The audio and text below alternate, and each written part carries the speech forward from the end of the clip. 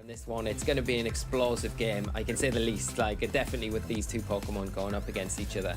Yeah, I'm looking forward to it. So let's jump right into the action and see how game one between Alejandro and Daniel is going to play out. There's going to be the Glastria and the Indeedee jumping out for Alejandro's side of the field. On the opposing side though for Daniel, we have got the Indeedee and the Thundurus. So an Indeedee apiece, lots of redirection potential here, but I want to see what this Glastria and Thundurus are going to be able to do. Yeah, you know, the Indeedee's coming out makes a lot of sense. It gives whatever partnering beside it has that redirection support with the Follow Me, or it gives support in an offensive presence with the Helping Hand that we know it can and does often carry. The Glastria here is a really, you know, it's something that Alejandro's changed on his team from the region finals, and an interesting one because it gives him a really good offensive option against something like the Thundurus that could otherwise be a little bit more difficult to deal with if you're leading with your Shadow Rider Calyrex. So the Thundurus instantly in an awkward position here where it probably wants to maybe switch out, or really for Daniel to take full advantage of that redirection support that the Indeedee is providing if you want to go down a max route with Thundurus. But I mean, doing that is risky in itself because your Indeedee is only going to be able to take so many hits before the Thundurus is then becoming that prime target for the Glastria, if that is what Alejandro decides to go down. Well, it's going to be an early Dynamax here coming out for Daniel's side of the field. Going to be that Thundurus coming out into the action. And this is where things can start getting interesting with things like speed control. You could go for those max airstreams coming off a move like Fly. I'm going to be boosting up the speed on your side of the field. Also, you could also go for something like those... based off the fighting type moves and try and boosting up sort of with the max knuckle, try and boost up your attack a little bit more. Thundurus often running that kind of Defiant ability, maybe wanted to try and catch potential Intimidate.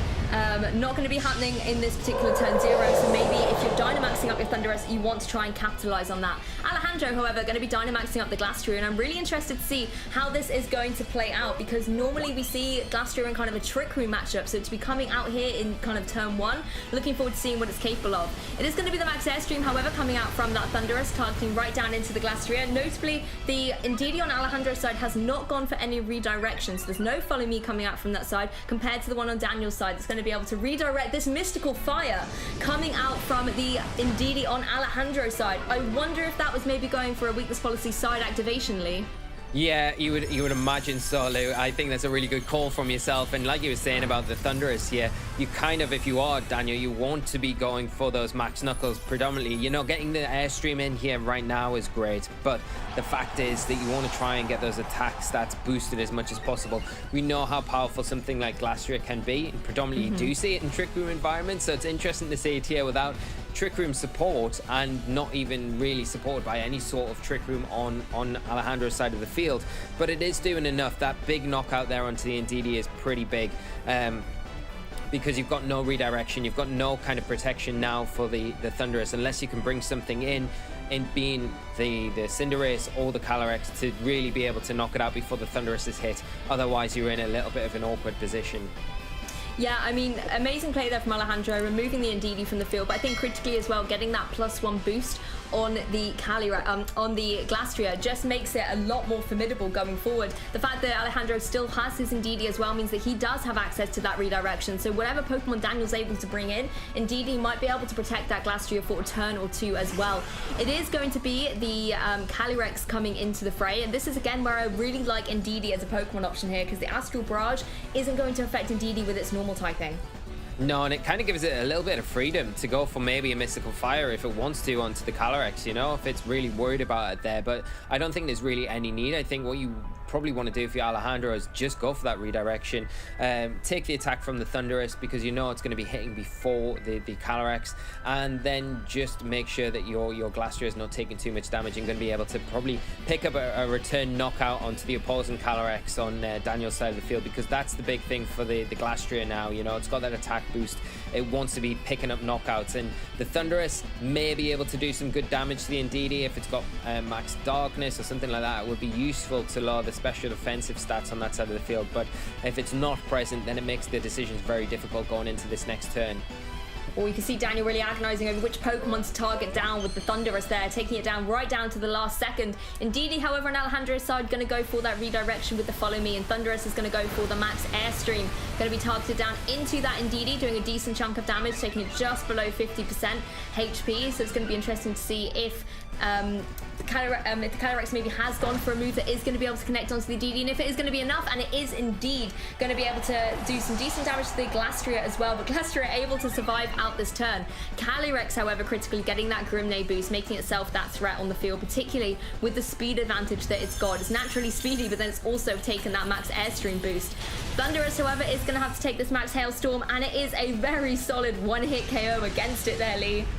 Yeah, big knockout taking down the Thunderous. And I'm a little bit surprised he didn't go after the Calyrex there, because I feel like out of both Pokemon on Daniel's side of the field, the Calyrex is definitely the more threatening of the two, you know? The expanding force there from Daniel was a really nice play, you know, taking advantage of the terrain, but making sure that you can get rid of the redirection support as well, which is a kind of what Glastrier's success in the first few turns is all hinged on. So removing that, like, you know, Alejandro removed Daniel's, opens this matchup completely. But we are going to see the Whimsicott now hit the field for Alejandro, and that additional speed control that he's got, we did say at the very beginning of this match, it's very important. And the one thing that Whimsicott can provide Alejandro's side is that instant tailwind through its prankster ability.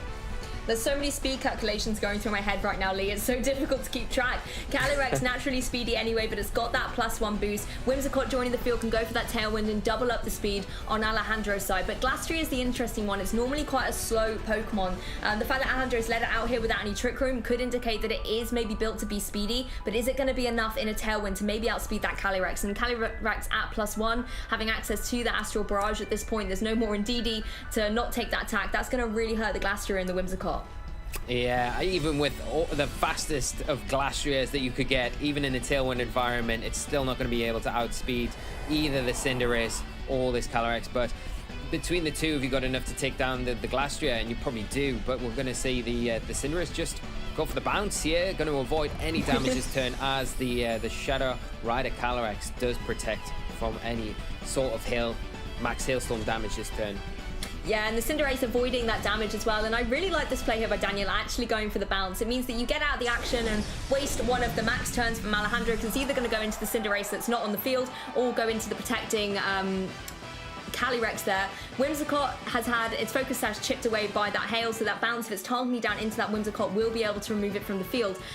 So it's a nice play there from Daniel. It's now going to be, I think, up to this Calyrex to try and remove the Glastrier from play. Yeah, and now you can see the Moonblast going to hit first. Does it get the special attack drop? Because if it does, that's pretty huge. Ooh. And we see it, Lou. We see the special attack drop, so that's big for Alejandro here. Reducing the attack damage of what this opposing Calyrex can do. Not enough, though, for either of the Glastrier or the Whimsicott to hang on, and the Cinderace left hanging, about to come down on that bounce. Oh, that Cinderace is going to bounce back down to absolutely nothing. It basically just, you know, jumped out of the action and let Calyrex just handle things, getting that critical double KO. But it's nice here for Daniel as well to have the Cinderace back into play, depending on what the last remaining Pokemon from Alejandro is. To be able to utilize both your Pokemon here could be the critical way to seal up game one. Yeah, it's got to be the Shadow Rider Calyrex on his side. You know, Alejandro has to bring that out. Problem is, he's not got as many turns of probably Tailwind as he would have liked to. And knowing, you know, Daniel has got a +1 speed already on his Calyrex, so he can quite happily just protect here. And will that be enough to stall out the Tailwind? There's 2 turns of it. He's going to need a double protect here. The other thing to think about is, does the Cinderace have something like Sucker Punch? If it does, then it has to stall out this Psychic Terrain as well. There's probably only 1 turn of Psychic Terrain here. But, you know, is it going to be able to utilize that? But turning into the Dark type alone, potentially, could be a lifeline for Daniel going forward in this match. Yeah, that's the thing, the kind of terrain environment as well, kind of playing into some strategies here. The Calyrex goes for a protect here. Sucker Punch does come out from the Cinderace there, but just forgetting about the Psychic Terrain. But I think coming into that Dark type, using that Libero ability, could help it out from taking this Ghost type attack here. As you mentioned, Lee, it could certainly be what that Cinderace needs to be able to take this. And it does, able to survive here on 9 HP. It is a critical hit, though. Oh, is the hail still going to be in effect? it should be in effect here as the Cinderace it stops as well. Oh, it's perfect timing here for Daniel as the Psychic Terrain disappears from the field as well. We are going to see the Cinderace in a position now to be able to go for that Sucker Punch, pick up the knockout onto the opposing Calyrex on Alejandro's side of the field. And like, you know, this has been explosive backwards and forwards this whole match, but the way Daniel's kind of managed this endgame has been very, very good, making it very difficult for Alejandro, even though he gets his tailwind up with the Whimsicott to, you know, just be in a position where the Cinderace is coming out and being able to close this one up for him. Oh, Fantastic. That was a wild ride for those last couple of turns. Absolutely amazing by Daniel. Having that Cinderace, preserving it so well, even with the bounce turns, going for the Sucker Punch in the terrain, knowing that the ability will still, you know, change. Then it could get too far out of control for Daniel to actually come back. But Lou, let's not hang around anymore. Let's get straight into this game 2 and get started with the next match in this set. Yeah, I can't wait for this. It's going to be the Glastrier and the Indeedee once again out here for Alejandro, whereas on Daniel's side of the field, we've got Indeedee and Thundurus once again, so exactly the same leads as game 1. I wonder if they're going to play out the same way, though. Well, you would say that probably from Daniel's side of the field, there's no harm in going for the Follow Me and then the Airstream again, because you know, you're getting the benefit of that speed boost and you're preventing a potential weakness policy coming out from the Mystic Fire onto the Glastrier here. So beneficial just to go for that. But it will be interesting to see if Alejandro maybe plays it slightly differently here, because do you still max your Glastrier? It didn't work out too bad for him in that first game, but you know, being able to remove the Indeedee turn 1 made things a lot easier for him. So it might play out the same. Daniel might want to preserve that Indeedee for a little bit later on though, but if you do that, it does risk the Mystic Fire going on to the Glastrier, and it does leave your Thundurus a bit more susceptible to getting hit by a big max hailstorm that would just knock you out straight away and just make kind of Thundurus's time as the Dynamax kind of null and void. Yeah, and one thing I've noticed about Daniel's playstyle as well is he really does take his time with all of these moves, making sure that every decision is really well thought out, thinking a couple of turns ahead and potentially towards the end game state, even here in turn 1. And I think going for this turn 1 Dynamax with the Thundurus as well does just show that kind of intention to maybe try and get those speed advantages back up on Daniel's side of the field, going for something like those max Airstreams. On Alejandro's side of the field, we're going to see a Dynamax as well. Pretty sure it's going to be that Glastrier, Lee. Yeah, it looks like it's going to be, I think. It would be a bit strange to see the Indeedee, but I wouldn't be opposed to that. I would love to see that. But it is the Glastrier, Lou. He's going to come out and start putting big damage onto the field, and trying to stack up those chilling Nair boosts is what Glastrier needs to do if it can't get its weakness policy activated. Yeah, I love these early kind of Dynamaxes because you get to really see sparks fly between the two Dynamax Pokemon, particularly with the helping hand coming out there from the Indeedee on Alejandro's side. Going to kind of go first before that Follow Me, and it allows that Glastrier to still be able to deal out some big damage. It is, however, going to be the Max Knuckle coming out from that Thundurus down into Glastrier. Ooh, just only a little bit of damage, but the critical thing here for the Thundurus is it's going to get that +1 attack. Depending though, obviously on Alejandro, that Follow Me is going to be bringing the move from the Glastrier down into the Indeedee, but the weakness policy has been activated. That was something, you know, Daniel, I'm sure, had considered in his calculations here. Maybe there's a plan to get that Glastrier down before it's able to utilize the weakness policy boost fully. But poor Indeedee, it's weakness policy boosted and there's a helping hand. That's going to deal a chunk of damage, and Indeedee's going to leave the field very quickly.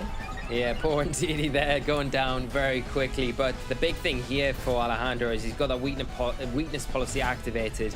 He's got the +1 from the Chilling Nails. So this Glastrier now sitting on +3 attack. It's very dangerous. And without the redirection support that we saw in, you know, from the Indeedee, for that Thundurus, it's going to make quick work of the Thundurus. So Thundurus went that turn for the Max Knuckle, of course, maybe predicting that we'd see a Follow Me, and you take advantage of that Follow Me this turn, get an attack boost, so the next turn you can go for your Airstream, get a bit more damage off. But no redirection here has really hurt him if that wasn't his plan. You've got the Calyrex to come in now, and I think if you are Alejandro, it's not about concentrating down onto the Thundurus so much now, it's concentrating down into that Calyrex, removing that before you do anything else, because we saw how detrimental that could be to an endgame situation. If the Calyrex is still sticking around, and I know it was the Cinderace that kind of closed the game up, but I think, and I do feel like Cinderace is a lot more manageable if you've got than the Calyrex is, with that double target Astral Barrage or Expanding Force attack that we've seen it throughout so many times before.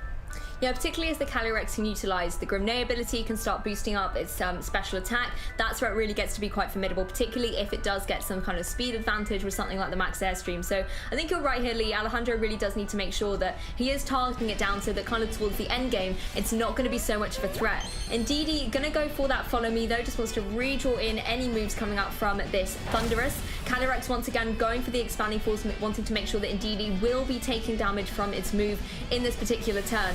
Max Airstream is going to be the choice coming out from the Thunderous, going straight down into that Indeedee, and it is of course enough to pick up the KO here and again give that speed boost to Daniel's Pokemon on the field. But this Glastrioli is still yet to move, and it has all the boost that it needs. Whichever target it's going to come down on is going to be able to pick up a KO here, and Glastrioli going for that Max Hailstorm is going to actually target down into that Thunderous.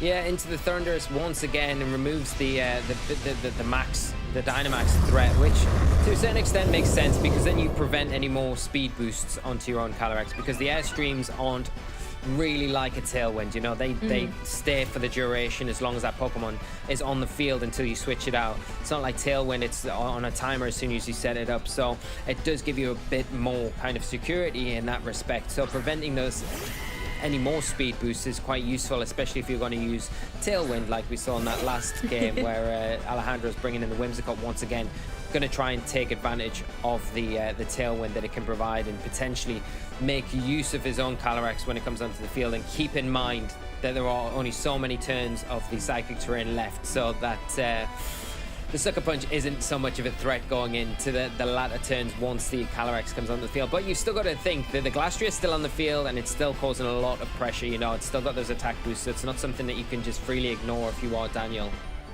Yeah, the Glastrier is certainly looking quite formidable, but the HP on that Glastrier as well is kind of dwindling down. It's below that 50%. So depending on what Daniel's going to be able to do, maybe try and stall out the Dynamax turn so that the HP is a little bit more manageable to try and pick up a KO. Could be critical here for Daniel, but Whimsicott, wouldn't be surprised to see it just go straight up for that Tailwind and just boost up the speed a little bit on that side of the field. Calyrex, however, just going straight for the Protect. I wonder if Cinderace is going to be jumping up into the sky as well. Whimsicott going straight for that Tailwind, so doubling the speed on Alejandro's side of the field as the Cinderace does indeed go for Bounce. So again, we saw this in game 1 from Daniel. It's a really nice strategy to just kind of burn out that final turn of Dynamax. Cinderace being up in the sky now will be able to avoid it if that is who the Glastrier has targeted, but instead it's going to go down into that Calyrex from behind the Protect. How much is it going to do? Oh! Wow! So much damage here, Lou. Barely taking it out from behind the Protect. And it just goes to show the power of that Glastrier. And I think that was the difference from game 1, you know, where Alejandro targeted in the Cinderace this time, thinking, no, I'm going after that Calyrex this turn, and really taking advantage of the Protect here. Yeah, and Calyrex now sitting very, very vulnerable, not only to Hail, but obviously to that Whimsicott as well. It's going to take advantage of that Tailwind, go for something like the Moonblast here. Will be able to pick up a KO against that Calyrex.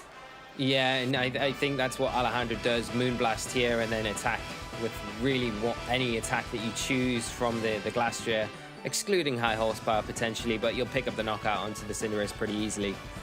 Yeah, Calyrex trying for that double Protect, but to no avail. Whimsicott able to go for that Moonblast and connect onto the opposing Calyrex and get the KO, leaving Cinderace and the last Pokemon remaining here for Daniel. It's got to obviously return from the sky, goes for that bounce down into Whimsicott. It is enough to pick up the KO, but Glastrier yet to move, and now Cinderace is in its line of sight. Going to be able to go for that Icicle Spear and connect down onto that Cinderace, but only needs one of the Icicle Spear to take this to a game 3. Amazing play there from Alejandro. Yeah, amazing comeback here to tie up the game, and incredible. And I love the single ice sphere there just to close out the game. You know, it doesn't need, it's a multi-target attack, and it only needs one. But yeah, like you said, Lou. He changes again, and the advantage switches sides. So let's just jump straight into game 3, Lee, and see exactly who is going to win this set. It's been phenomenal Pokemon play so far. I wonder what adjustments our players might make, or if we're going to see similar leads. Same thing coming out from Alejandro, Indeedee and Glastrier, whereas on Daniel's side of the field, again, Indeedee and the Thunderous. So really solid lead choices in all 3 games from our trainers here. Yeah, and you can see, you know, both players have a game plan going into this. We've seen it in game 1 where it worked out for Daniel, and we saw it in game 2 where it worked out for Alejandro. So it's really on, you know, it can go very easily either way, depending on like these tiny fine margins within the game, and it's being able to pick those out as a player and kind of capitalize in those perfect opportunities. I think what Daniel's doing here, getting the speed control with these max airstreams to support the Calyrex when it does hit the field, utilizing Ndidi at the minute for that redirection. And maybe, you know, if you are Daniel here, you don't go for the max knuckle here. You kind of don't allow that weakness policy to be activated, because I think that was a big drawback for him in that game too. So it'd be unlikely to see that here unless he wants to try and get an attack boost and maybe go after the Ndidi this turn. Yeah, it was certainly a difficult thing for Daniel to come back from, is activating the weakness policy on that opposing Glastria. So interesting to see maybe the speed option coming back into the fray for Daniel here. But once again, it's going to be a double Dynamax from our trainers here. And I think it does make sense to go for this early strategy with the particular teams that we've got here. You want to be able to get the speed up on Thundurus' side, but then at the same time, to match such dynamic Pokemon such as Thundurus, you need to have your Glastria on the field being able to pick up those strong KOs. And if you can get your weakness policy activated at the same time, then it is a win-win. The Ndidis, however, going for a helping hand on the Ndidi on Alejandro's side once again, whereas the Ndidi on Daniel's side going for that follow me. So the exact same strategy coming out from game 2. This Glastria is going to be formidable, Lee. Yeah, and you know it's going to get the knockout onto Ndidi. This turn playing out a lot like it did in the previous games, you know. Just wanting to make sure if you are Alejandro, if the redirection, the follow me comes out from the opposing Ndidi, that you're giving yourself the best chance possible to knock it out, remove it off the field as soon as possible, because you've got to be, you know, you are counting on the psychic terrain staying present long enough for you to remove the Cinderace if you are getting to the point where Shadow Calyrex is eventually coming onto the field for you. And you know, the next turn, if you are Alejandro, you need to capitalize and remove that Thundurus from the field as quickly as possible, because as we've seen in the previous games, if it sticks around too long and it can support the Shadow Calyrex on Daniel's side with an additional speed boost, if it gets 2 speed boosts, 2 airstreams, that's probably going to be too much for, you know, Alejandro to really deal with in an endgame situation. Yeah, and I think as well, being able to get that KO really, really strong there from the Glastria. Last time it had its weakness policy activated, but this time all it needed was that helping hand boost and a critical hit to remove it from the field, already putting Daniel at this kind of Pokemon disadvantage. No surprises though that Calyrex is here on the field to try and capitalize on maybe some of the speed boosts that Thundurus can offer. Yeah, the big difference here is the Glastria has taken damage that last turn rather than the Ndidi on Alejandro's side. So the Ndidi in a lot better position here to kind of provide that supporting role with the follow me, so maybe able to actually survive this turn as well, especially if we don't see a redirection. I don't feel like it's a target for Daniel to go after, you know. It's not going to be something that he's prioritizing here. I think you're going to go after that Glastria as hard as you can when you've got the opportunity to do like an airstream, but you've got to be careful at the same time, because if Alejandro decides not to target the Thundurus and go after the Calyrex here, then that could be quite detrimental as well. You know, you're not going to have that kind of powerful Pokemon to kind of help support you in the end game.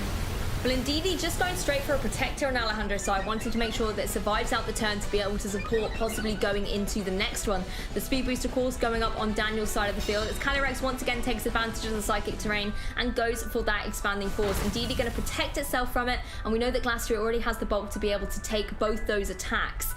Glastria are going to follow up with that max Hailstorm and target right down, this time into the Calyrex, so avoiding the Thundurus altogether, just removing that Calyrex from the field that we know gave such difficulties to the Pokemon that Alejandro has in games 1 and 2. I think as well, having the Ndidi still on the field makes this Thundurus a little bit more manageable going into this next turn. Yeah, it makes this whole game plan a lot more manageable. The Ndidi not taking that initial max airstream from the Thundurus means it has got the health to kind of stick around and pull in these big threatening single target attacks, and that's the big thing, the single target attacks that Daniel has left on the field now, not the double target attacks that he had with the Shadow Rider Calyrex. Now that's been removed, the Glastria are removing it from the field. This is going to be a lot easier because Glastria now can get rid of the Thundurus, and then it's Cinderace versus the world, and if the Ndidi manages to stick around this turn, then it becomes very difficult to utilize the Sucker Punch, even if the Psychic Terrain leaves the field. Yeah, exactly. You can see Daniel as well really trying to think through the turns. We can already see from his playstyle he really is someone who's a very methodical thinker when it comes to these matches. So making sure that he's picking the exact moves needed to try and take this game 3, because there's no more chances. It's game 3. The winner will stay on and the other one will drop down to the loser's bracket. And Ndidi going to go for that Redirection once again is going to be the max lightning coming out from the Thunderous, though. Really wanting to jump on that offensive and deal some good electric type damage. Also changes up the terrain a little bit as well. That could help out for that Cinderace on the field if it wants to go for those sucker punches a little bit later on. Pyro Ball is going to be the move choice from Cinderace, though. Just going to be able to kick it over to the Indeedee and pick up the KO. So removing that destructive Pokemon from the field. But I think Indeedee did its job here protecting that Galastria from any damage this turn, allowing it to go for its final max move, targeting down into that Thunderous. With all the boosts that it was able to get from the Chilling Day ability, it's going to be able to pick up that really solid KO. Yeah, and a really nice play here from Daniel. You know, getting the electric terrain on the field now is quite nice. It kind of frees up the Cinderace to at least pressure the Shadow Rider Calyrex when it does come onto the field with maybe a Sucker Punch. But going to be very difficult going forward, you know, in this match, because you've got one. I don't know if the Cinderace has even got a single speed boost, because I think it came in after that. So I think it's neutral. The Whimsicott coming onto the field now can provide that tailwind support.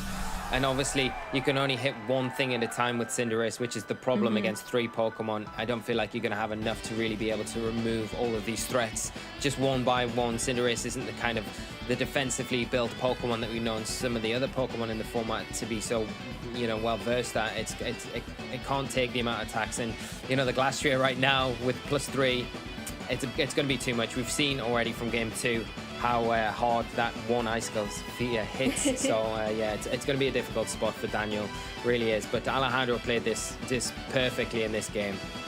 Yeah, and I think particularly as well, if that Cinderace does go for something like the bounce, then it gets the flying type. That doesn't want to take any ice type moves at all, but it is indeed going for the bounce, wanting to get in on out of here for this particular turn, maybe hoping that the Galastria is going to miss an attack, potentially just trying to not get any damage down. But it's going to be obviously avoiding itself up there in the air, going to be able to survive that one out. Everyone's going to take a little bit of chip damage in terms of the Whimsicott and the Cinderace from the hail as well, but this is where things now do just get that little bit more difficult. Like you said, Lee, Cinderace doesn't really win in the numbers game in terms of against more Pokemon on the field that can only really pick one target. Yeah, and you're looking, if you are Daniel, probably going into the Galastria here and hoping that it's enough to pick up the knockout, which it should be. And then, you know, no Moonblast coming out from the Whimsicott here. You get the Tailwind up, which is great, supports your Calyrex. It's going to come in the next turn, but the problem is the Sucker Punch from the Cinderace will maybe come down to what item that Alejandro has on his Calyrex. You know, if it was something like Focus Sash, then that really does help out in this situation, especially with the hail just stopping. Yeah, I mean, one other interesting thing as well, if the Calyrex wants to go for something like a Protect, the Cinderace wants to go for that Sucker Punch, get the Dark type ability, that Dark typing, then something like that Moonblast coming out from the Whimsicott is going to be able to deal even more damage. So it is kind of the situation where these players really need to think through exactly how each turn is going to happen, the order that the Pokemon are going to be able to move in, and the repercussions of each of those moves to see what's going to be the outcome of the turn. Yeah, you're making an amazing point there, Lou, with the Librero. If you do go for the Sucker Punch, you put yourself in a little bit of an awkward spot where that Moonblast will probably pick up the knockout from the Whimsicott. So what do you go for? Do you go for a Pyro Ball here, expecting the Calyrex to protect, remove the Whimsicott, and then that frees up the Sucker Punch the next turn? Or do you just go, be a bit bold and just go for the Sucker Punch and hope that you can take a Moonblast from the Whimsicott? Oh, this is so intense, taking it down to the last couple of seconds. Does indeed go for the Sucker Punch. I did not see a Protect come out from that opposing Calyrex, so it's going to be able to connect and pick up the KO. This Cinderace has taken down 2 KOs in the face of 3 Pokemon, and I wonder what this Whimsicott is going to be able to do with the Moonblast. Is it going to be enough, Lee? Is it going to be? Oh, and it is enough, which is really unfortunate because I love the bold play there from Daniel, but Alejandro there taking game 3, and what an amazing set. So big congratulations to both players. Massive congratulations to Alejandro for moving on, and what an incredible set for us to feature there, Lee.